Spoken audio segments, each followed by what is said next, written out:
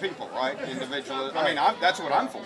And I think largely over the last few decades, since around, I don't know, 1980 or so, things have been going pretty much in the other direction, I think. Really?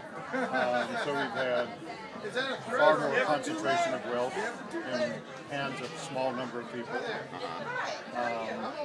with the majority of the population seeing their wages and wealth levels and standard of living stagnating. Do you think their ability to pursue wealth has been diminished or taken away from people in government or by big corporations or? Both. I would say both. Both. Yeah. Who would you, when you look at what you think is wrong in our nation, who would you hold more responsible, big corporations or big government?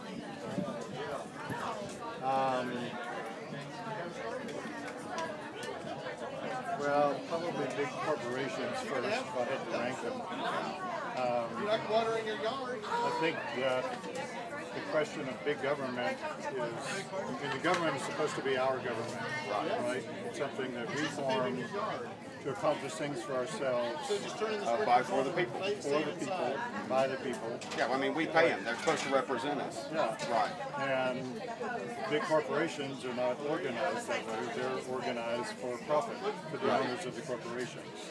But would you see here where I disagree is that I think the danger of big government is that they have central government, powerful government, has the ability to use force. They have the ability to coerce people, whoever those people are, regardless of their political philosophy or all these other things, you know, that divide us, our race and our creed and our gender and our sex and all this other stuff. And to me, at the end of the day, if we are truly a nation of laws rather than men, I find government more responsible. I mean, big corporations can't make law and therefore coerce anyone. Only big government can do that. I guess I would disagree with that. We see lots of cases where big corporations in American history and currently in the U.S. and around the world do make laws and do enforce them, where they have driven people off their lands. So if you look at the history of the railroads is one example. If you look at the development of the 19th century, early 20th century of the big conglomerates, the big corporations that use tremendous amount of force to destroy any opposition because they didn't want any competition, to take people's land away, to take their economic rights away. Wouldn't they have to be in cahoots with government to actually be allowed to do that? I mean, government should be able to make laws to prohibit that. Because I'm with you. I'm not a fan of big government when it gets to the point of stripping people of their rights, doing anything that's destructive to people's rights to personal property. But at the end of the day, again, if we are to be a nation of laws, I see government responsible for that. So to me, it's hard to understand how big government can act alone. I think they'd have to, at least at the very least, I would say, they'd have to have government acquiescing, if you will, if not partnering with them to do whatever it is they do that you or I both might find wrong or wrong, evil. The railroad expansion was government, was eminent domain exercise, and the federal government actually gave to the railroad companies alternating sections of land right down the right-of-way. I mean, it was all the federal government that created that land crisis. But it was not eminent domain because it wasn't. Eminent domain is when you're taking land away from somebody that has it for some government purpose. In this case, it was part of genocide against the Indians that the government was doing. So the people that were living out there were the Native Americans, but they didn't have title to the land. They didn't own the land in the same sense as other people did. And so the U.S. government went in and sort of assumed. I agree, but it wasn't a corporation. It was not. It was the federal government that in that case gave the land to the railroads, but the railroads also went in and stole other land and used force in many cases to force people to get what they do. And you still see that in foreign countries today happening in widespread areas where companies that are gold mining or things of that nature go in and push out the indigenous people. Yeah. And Yeah, problem is some of those other countries, they don't have the same freedoms guaranteed like we do by our Constitution. So I do think that's different. But when it comes to the United States of America, and I look at to what extent I understand our system of government and constitutional protections, to me, federal government worries me much more. Big government worries me much more than big corporations. Because again, we have laws. We have laws. So if corporations do something wrong, which they do, we have laws to protect against that. You know, they should be prosecuted where they need to be. They should be limited in what they can do to strip people of properties or rights or freedoms. Again, by the government, if it's up by the people. So yeah, I was just curious. I appreciate the time because I love Hays County. I used to live in Wimberley. I think it's a beautiful place. And it may be a minor difference which one sort of worries you more in that sense. I guess I think we both agree that big government and big business both are threats. Yeah.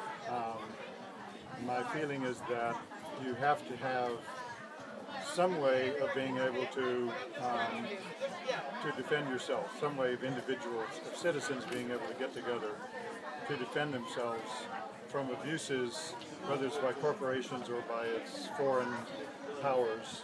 But doesn't also, and government is the way that we do that. perhaps you could educate me, but because my impression of progressivism is that it does not call for limited government whatsoever. It really demands. It's a philosophy that's really helped grow government to the size it is today. Am I wrong about that? Or? I think, from my point of view, that it comes down to appropriate size of government. So you think $12 trillion of debt is beyond the appropriate size, maybe? Well, talking about debt is different than the size of the government. That's talking about payment for what the government does. Aren't they directly connected?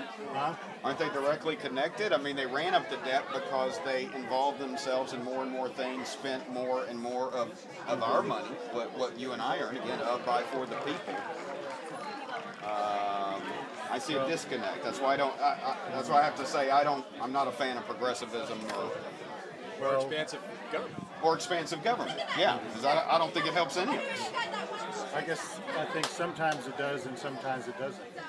So, for example, during World War II, I think it was quite appropriate and necessary that the government expanded in size because we were facing a direct threat in the war. There I agree. It was very appropriate that we borrowed money, right? Because there was no way at that time to cover all the cost of the war, right, was through taxes.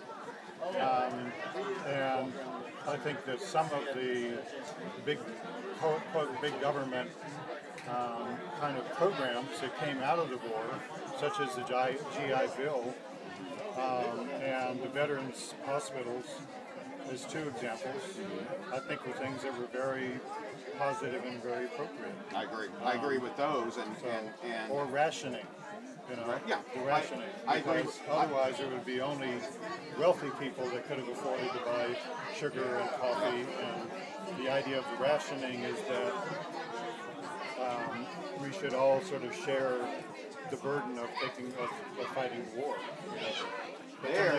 There we found some common ground. I agree with you. To me, I think an important distinction is, though, that those things you mentioned there, I think they were not only good ideas, but I think they were just, and I think they fit within the framework of what federal government was intended to do. The legitimate functions of government, as Article 1, Section 8 of the Constitution. I think where we've gone far afield. I'll say this: I think if the government limited government that you say you're for, I think if it operated within the bounds of the Constitution, I don't think we'd be $12 trillion in debt.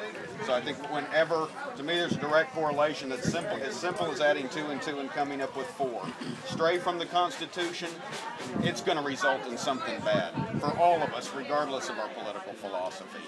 And that's how I think we get $12 trillion of debt. growing to what they say 20 trillion in the next 10 years, and that's how I think we get stripped of individual freedoms. I mean, I look at stuff like this.